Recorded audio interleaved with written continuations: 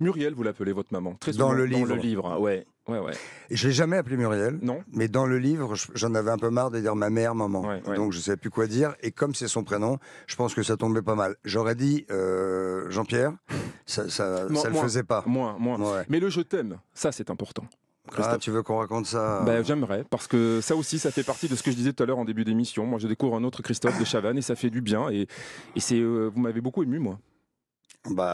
C'est gentil, oui. Moi aussi, ça m'a ému.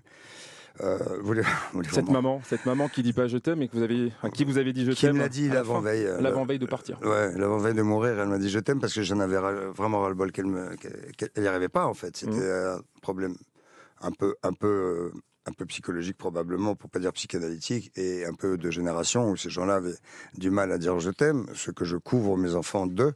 Et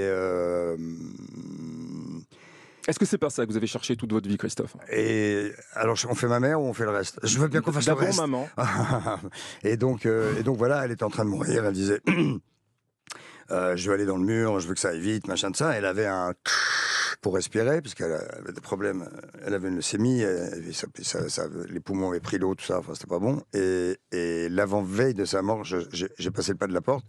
Et comme je faisais tous les jours, je lui disais je t'aime, et elle répondait idem. Alors, le lendemain, je disais je t'aime, moi aussi. Donc ça sortait pas. Et l'avant-veille de sa mort, j'ai passé le pas de la porte, j'ai fait comme si je la fermais.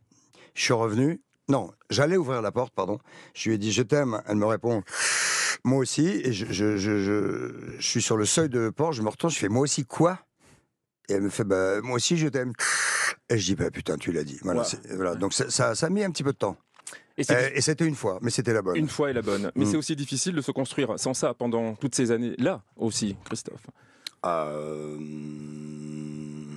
Non, parce que je pensais qu'on allait déconner, putain. Non, mais pas là. Non, mais ça va. Pas maintenant. Non, mais ça va. Non, mais c'est des sujets. Écoute, je vais vous dire. Normalement, je réponds. J'ai eu du mal à l'écrire. Je sais. Et j'ai encore plus de mal à en parler. Ouais. Donc, je vais le faire parce que vous êtes sympathique. Mais après, on peut passer à des trucs plus fun. Promis. Je veux bien. Je serai plus agréable, surtout. Je suis pas désagréable, mais je suis un peu troublé. Je sais plus ce que c'était la question. Rien. Toi non plus. Quelque part, non. Non, vas-y, on s'en fout. Mais cette émotion-là, elle veut tout dire. Moi, j'avais conseillé d'aller lire ce livre-là parce que franchement, c'est bouleversant. On rit, on pleure, on est ému et on découvre un Christophe de Chavannes que vous connaissez peut-être pas. Mais on rit aussi. Et on rit aussi beaucoup. Pardon, parce qu'il y a je suis complètement con de dire ça parce que ça fait les films. Alors dites donc, votre film est très. Oui, mais on rit aussi. On rit aussi. Non, franchement. Sans transition, en tout cas. C'est paru aux éditions Flammarion. Non, Christophe. Je suis pas très disert sur ce coup-là. Non, c'est très bien comme ça et c'est comme ça aussi qu'on vous aime. Christophe de Chavannes est notre invité ce soir sur France Bleu et on va revenir juste après ce titre Gold. Tenez, à tout de suite sur France Bleu. France Bleu, la scène culture, David Lantin.